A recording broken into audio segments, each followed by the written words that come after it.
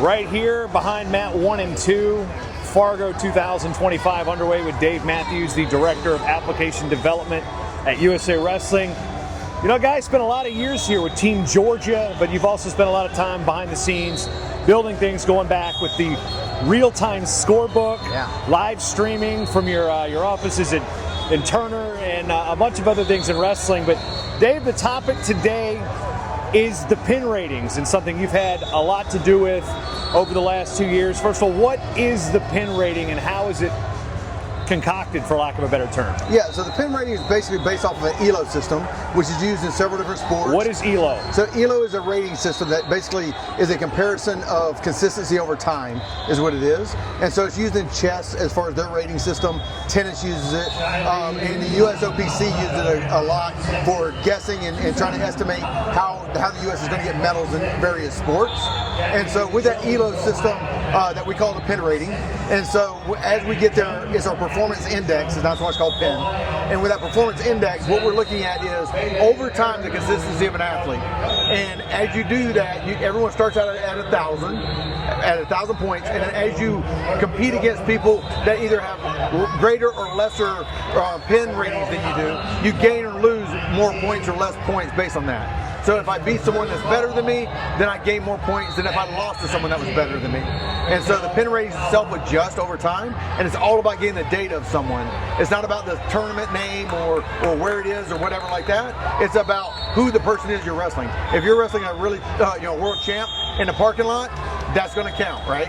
So those things are where we go with it. So it's about the rating itself and how you compare with the people you're wrestling over time. So the tougher competition, the better your pin rating will go up as you win. All right, now for specifically using it for this tournament, last year the discussion was, well, they're seeded this, they're not that. It's not a seed. It's not a seed, it's separation. So what we look for is, for our brackets, we do a quarter of the bracket, and because with here we have state separations after that and everything like that. But what we look for is we look for a quarter of the bracket, and we're just looking for that pool of athletes that need to be separated out from each other in some way so that they cannot meet until the later rounds.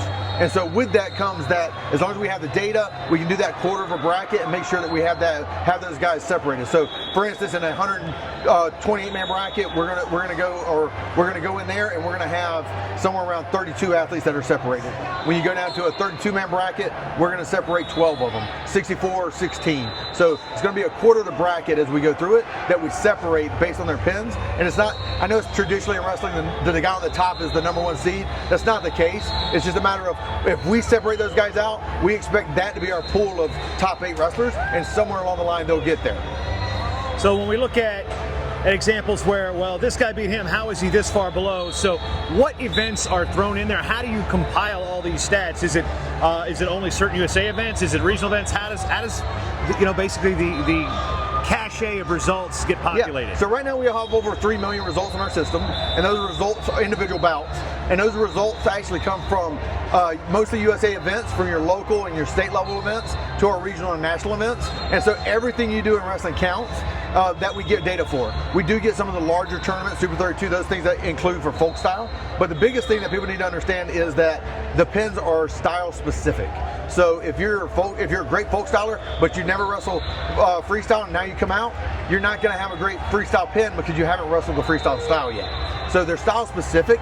So folk style, freestyle, and Greco all have their own separate pins.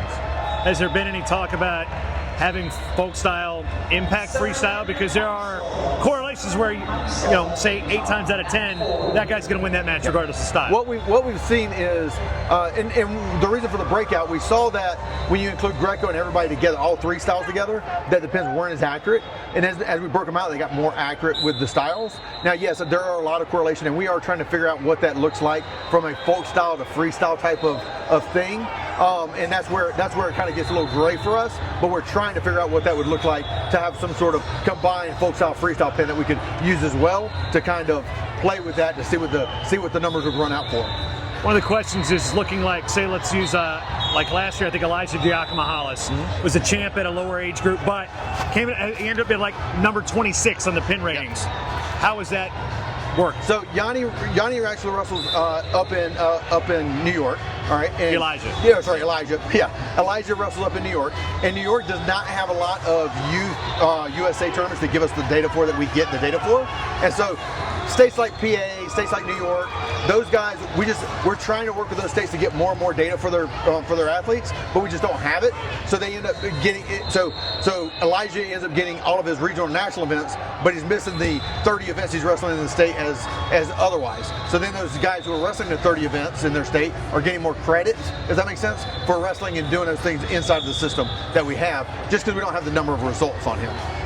Now, what I would say also is, like in the old system of things at Fargo, if you were a cadet champ, you got no credit going into the back in the day, yeah. I remember in 1998, my high school teammate was the cadet runner-up, and he faced the junior champ in the first round on Mat 1. Yeah, so this isn't unheard of here.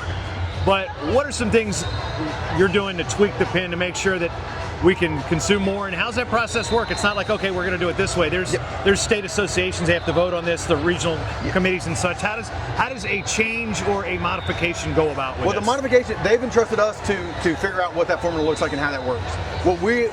What it boils down to, and if you look at this girls tournament and you look at the girls tournaments in the past and you look at the pin ratings versus the podium, they're really accurate. I mean, like you can see 85, 90%.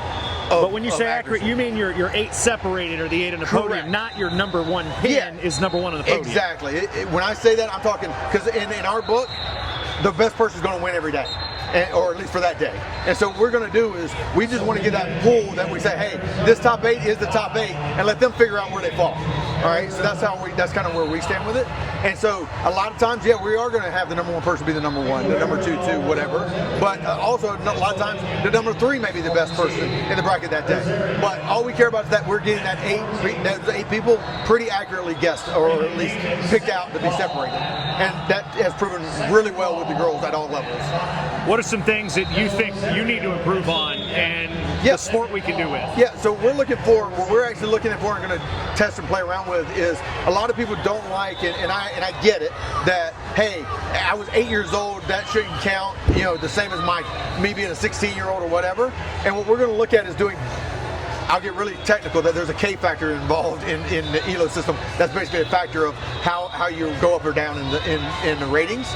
We're going to adjust that down over your age levels to see if it factors in and makes a more accurate prediction as it goes through that. So maybe like a 4-year window versus an 8-year window, like you said, if you're more 16. Yeah, more like right now everybody is at the same K factor of a 16 or whatever, okay? Now what we'll do is when you're at a lower level, your point level will be like a 2 or something, so you don't gain as many points or lose as many points. So if you're at Kids Nationals 8U, that shouldn't affect you when you're at 16U's years later. Yeah. I mean, it'll affect you, but the thing is, it shouldn't affect you as much as if you won this year as a 16.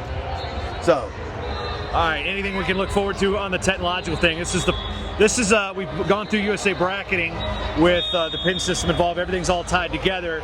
Results are all there. You can search the system and get things. Now this is the first Fargo we've gone to this system. So you're 1 hour in. You've had big tournaments in Vegas, but how are you feeling about Fargo 1 hour in? I'm feeling great. Everything's running good. We have everything out there. Our backboard's up. Everything's going. What I would say is just look for making sure that you're following your wrestlers under My Wrestlers and getting those things so you can get your text messages and get all the data you want on your wrestlers.